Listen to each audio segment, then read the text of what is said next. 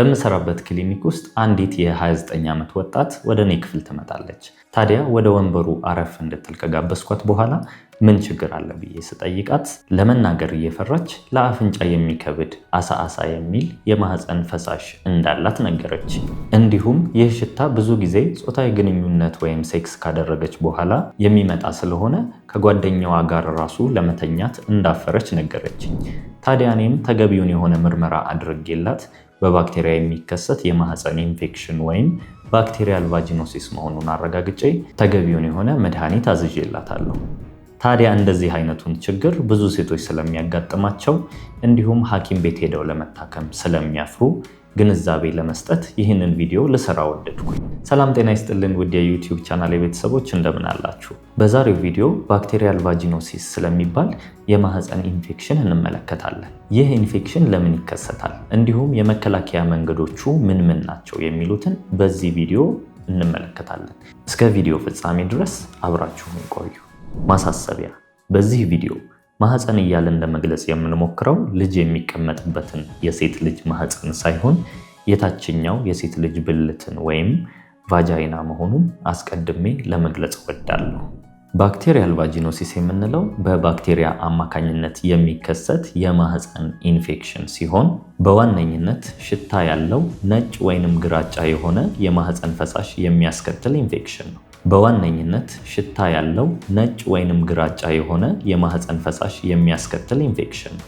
ታዲያ ችግሩን ከስር መሰረቱ ለመረዳት ማህፀን አካባቢ ያለውን ሁኔታ እንመለከታለን። በተፈጥሮ የሴት ልጅ ማህፀን ጠቃሚ የሚባሉ ባክቴሪያዎችን የያዘ ሲሆን እነዚህ ባክቴሪያዎች ማህፀንን አሲዳማ በማድረግ እንዲሁም ጎጂ የምንላቸው ባክቴሪያዎች እንዳይራቡ በማድረግ የማህፀንን ጤና ይጠብቃሉ። ስለዚህ ማህፀን አካባቢ የሚኖሩ ጠቃሚ ባክቴሪያዎች በቁጥራቸው እንዲበዙልን እንፈልጋለን ማለት ነው። ነገር ግን በተለያዩ ምክንያቶች እነዚህ ጠቃሚ የምንላቸው ባክቴሪያዎች በቁጥር በሚያንሱበት ጊዜ በተቃራኒው ይህንን እድል በመጠቀም ጎጂ የምንላቸው ባክቴሪያዎች በከፍተኛ ሁኔታ በመራባት ቁጥራቸው በጣም ይጨምራል። በዚህ ጊዜ እነዚህ ጎጂ የምንላቸው ባክቴሪያዎች ከቁጥጥር ውጪ በብዛት ማህፀን አካባቢ በመራባት የማህፀን አሲዳማ አካባቢ እንዲለወጥ እንዲሁም የማህፀን ፈሳሽ ሽታ እንዲኖረው ያደርጋሉ። ታዲያ በዚህ ጊዜ ቀድሞ ከነበረው የማህፀን ሽታ ለአፍንጫ የሚከብድ ወይንም ብዙ ሴቶች እንደሚገልጹት ልክ እንደቆየ አሳ አይነት ጠረን ያለው የማህፀን ፈሳሽ ያስከስታል። ይህም ሽታ አብዛኛውን ጊዜ ጾታዊ ግንኙነት ካደረግሽ በኋላ በደንብ የሚስተዋል ሲሆን ከባለቤትሽ ወይንም ከጓደኛሽ ጋራ ጾታዊ ግንኙነት ካደረግሽ በኋላ ይህንን ለአፍንጫ መጥፎ ጠረን ያለውን ሽታ በብዛት ልታስተውይ ትችያለሽ። ታዲያ እንደዚህ አይነቱ ሁኔታ ብዙ ሴቶች ላይ በጾታዊ ግንኙነት ጊዜ የማፈር ወይንም የመሸማቀቅን ሁኔታ ሊፈጥርባቸው ይችላል። ከዚህም ሽታ በተጨማሪ ወፈር ያለ ነጭ ወይንም ግራጫ መልክ ያለው የማህፀን ፈሳሽ ሊኖር ይችላል። ታዲያ በዋነኝነት የዚህ በሽታ መገለጫ ከላይ ያየናቸው ለአፍንጫ የሚከብድ የማህፀን ጠረን እንዲሁም ነጭ ወይም ግራጫ የማህፀን ፈሳሽ ሲሆን ሁልጊዜም ባይባል አንዳንድ ሴቶች ላይ አልፎ አልፎ ማህፀን አካባቢ ህመም እንዲሁም ሽንት በሚሸኑበት ጊዜ የማቃጠል ህመም እንዲሁም በግንኙነት ወቅት ህመም ሊኖር ይችላል። ታዲያ ለዚህ በሽታ የሚያጋልጡ ሁኔታዎችን ስንመለከት በዋነኝነት የማህፀንን አሲዳማ አካባቢ ሊረብሹ ወይንም ሊቀይሩ የሚችሉ ማንኛቸውም ነገሮች ለዚህ ኢንፌክሽን በዋነኝነት ተጠቃሽ ምክንያት ተደርገው ይቆጠራሉ። ታዲያ እነሱንም በዝርዝር ስንመለከት የመጀመሪያው ለተለያዩ ኢንፌክሽን ተብለው የሚታዘዙ መድኃኒቶችን በተደጋጋሚ ያለ ሐኪም ትዕዛዝ በምትጠቀሚበት ወቅት መድኃኒቱ በሰውነት ውስጥ የሚገኙ ጠቃሚ ባክቴሪያዎችን በቁጥራቸው እንዲቀንስ በማድረግ በተዘዋዋሪ የማህፀን አሲዳማ ኢንቫይሮንመንት ይለውጣል ማለት ነው።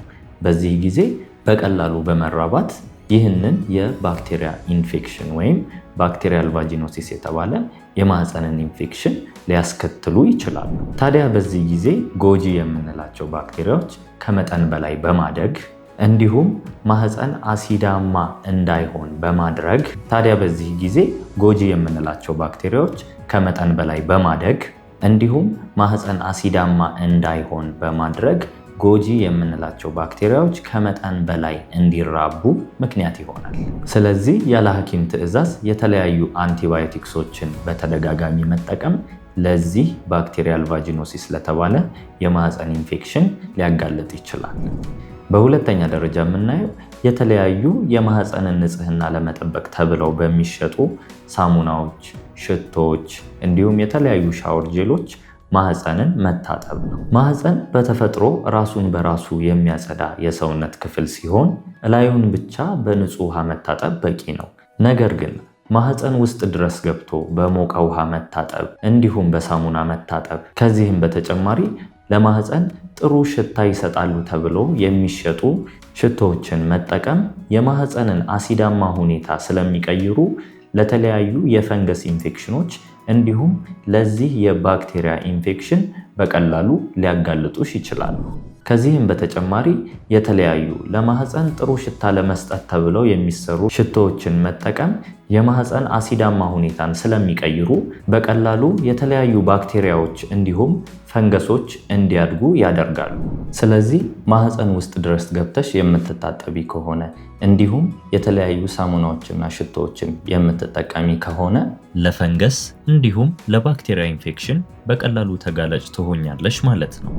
በሶስተኛ ደረጃ የምናየው ደግሞ ከተለያዩ ወንዶች ጋር ግንኙነት ማድረግ ነው። ባክቴሪያል ቫጂኖሲስ የተባለው የማህፀን ኢንፌክሽን በቀጥታ በጾታዊ ግንኙነት ይተላለፋል የሚል ሳይንሳዊ ማረጋገጫ ባይኖርም፣ ነገር ግን ከተለያዩ ወንዶች ጋር የጾታዊ ግንኙነት በሚያደርጉ ሴቶች ላይ ይህ የባክቴሪያ ኢንፌክሽን በተደጋጋሚ ሲያጠቃቸው ይስተዋላል።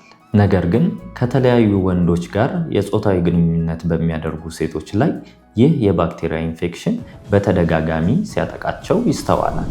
ስለዚህ ከተለያዩ ወንዶች ጋር ጾታዊ ግንኙነት የምታደርጊ ከሆነ በዚህ የባክቴሪያ ኢንፌክሽን የመጠቃት እድልሽ ከፍተኛ ስለሚሆን በተቻለ አቅም ከአንድ ሰው ጋር መታቀብ ካልሆነ ደግሞ ኮንዶምን በአግባቡ መጠቀም አስፈላጊ ነው። ታዲያ በዛሬው ቪዲዮ አንዲት ሴት ስለ ባክቴሪያል ቫጂኖሲስ ወይም በባክቴሪያ የሚከሰት የማህፀን ኢንፌክሽን ማወቅ አሉባት የሚለውን ነጥቦች እንዳወቃችሁ ተስፋ አደርጋለሁ። ስለዚህ የዚህን ኢንፌክሽን ምልክቶች በምታይበት ጊዜ በቶሎ ወደ ሐኪም ቤት በመሄድ ሐኪሙ በሚያዙልሽ በሚዋጡ አንቲባዮቲክስ መድኃኒቶች በሽታው በቀላሉ መታከም ይችላል። ለዛሬ የነበረን ቆይታ ይህንን ይመስላል። በቪዲዮ ላይ ያላችሁን ማንኛውም አስተያየት እንዲሁም ጥያቄ ኮመንት ሴክሽን ላይ ልታስቀምጡልኝ ትችላላችሁ። እኔም አንብቤ እመልስላችኋለሁ። እንዲሁም በየጊዜው የምለቃቸው ጤና ነክ ቪዲዮዎች እንዲደርሳችሁ ሰብስክራይብ በማድረግ ቤተሰብ መሆን ትችላላችሁ። በቀጣይ ቪዲዮ እስከምንገናኝ ድረስ ሰላም ሁኑ።